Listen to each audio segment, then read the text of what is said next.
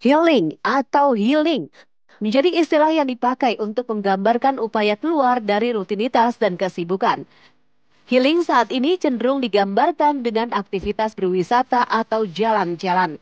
Benarkah healing akhirnya menjadi aktualisasi diri masyarakat modern di media sosial?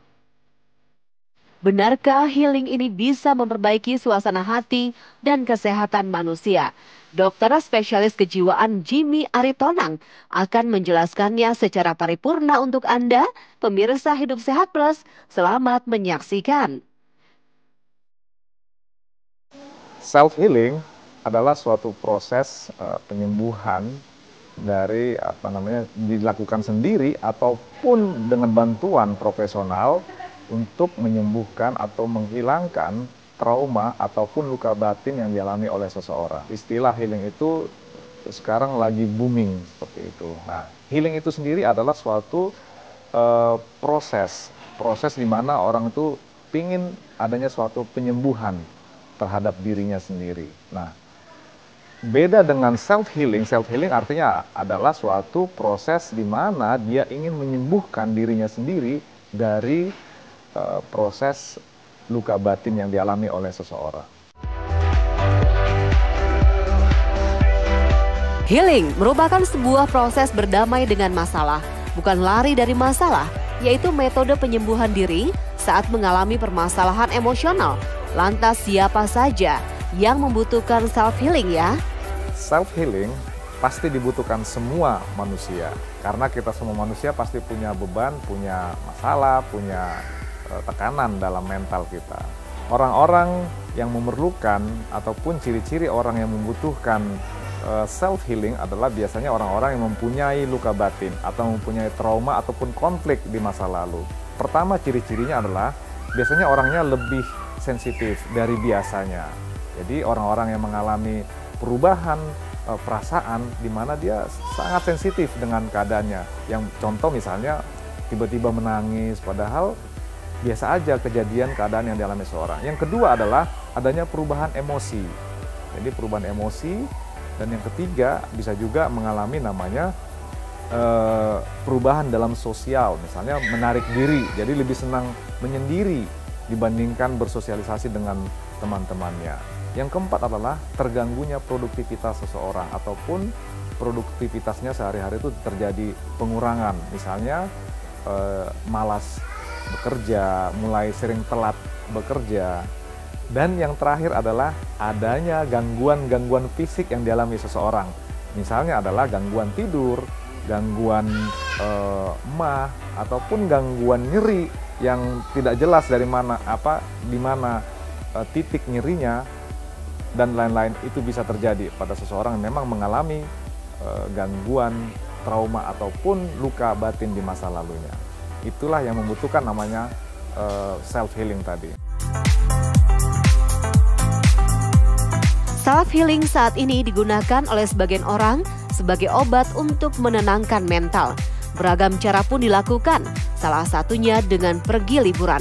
Lantas apakah pergi berlibur merupakan salah satu teknik self-healing yang tepat? Teknik self-healing yang tepat itu masing-masing individu berbeda-beda.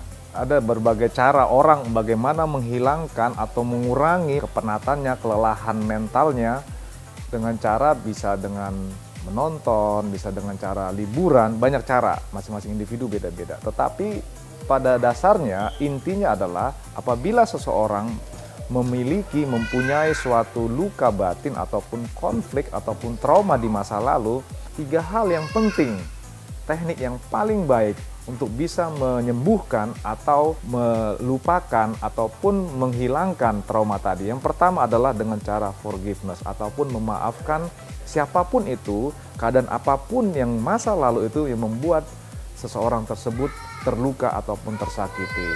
Memaafkan dalam arti memaafkan yang tulus ya. Jadi kalau sudah memaafkan, tidak ada lagi rasa diingat-ingat kembali. Karena apa? Semua masa lalu kita itu disimpan di dalam memori di otak kita. Nah, memori ini akan hilang sendiri apabila memang kita bisa memaafkan dengan tulus keadaan yang masa lalu. Yang kedua adalah dengan cara menerima keadaan tersebut, menerima masalah ataupun trauma yang dialami di masa lalu tersebut, menerima dengan ikhlas. Yang ketiga adalah berdamai dengan masa lalu tersebut. Nah, kalau 3 hal ini dilakukan oleh seseorang, maka saya yakin bahwa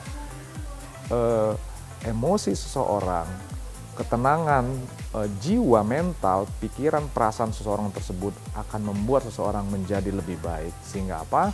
Memori tersebut perlahan-lahan akan hilang sendiri di dalam otak seseorang tersebut. Itulah 3 hal tersebut ini sangat penting sekali dilakukan untuk menghilangkan atau mengurangi trauma seseorang.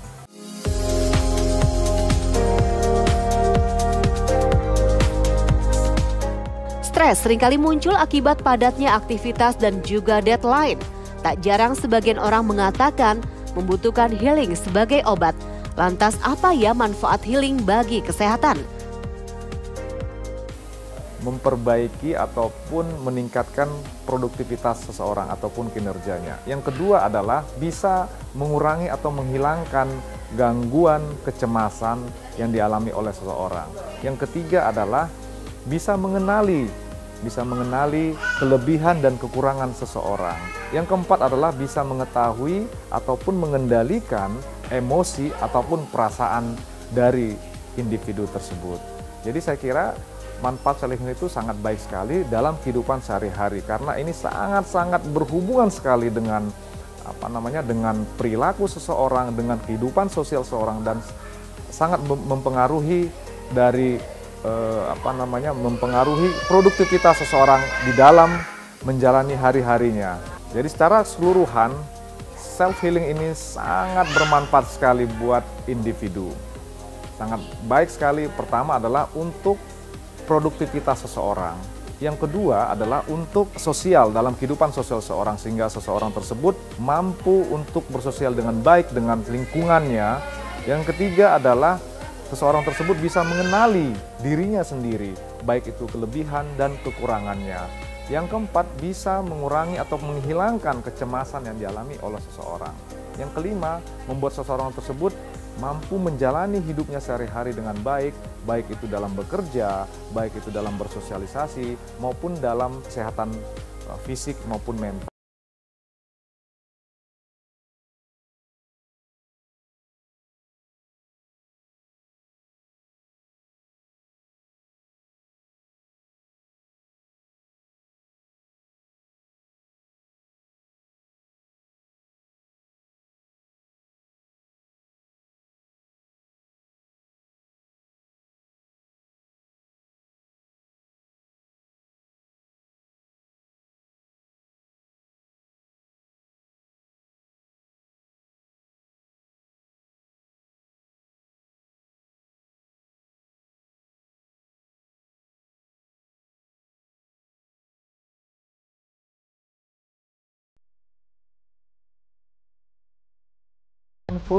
Mindfulness ini artinya adalah pengelolaan ataupun mengenali pikiran, perasaan dengan lingkungan tubuhnya sendiri. Jadi seseorang diajarkan untuk mengenali dan mengelola perasaan pikirannya yang dikaitkan dengan tubuhnya sendiri.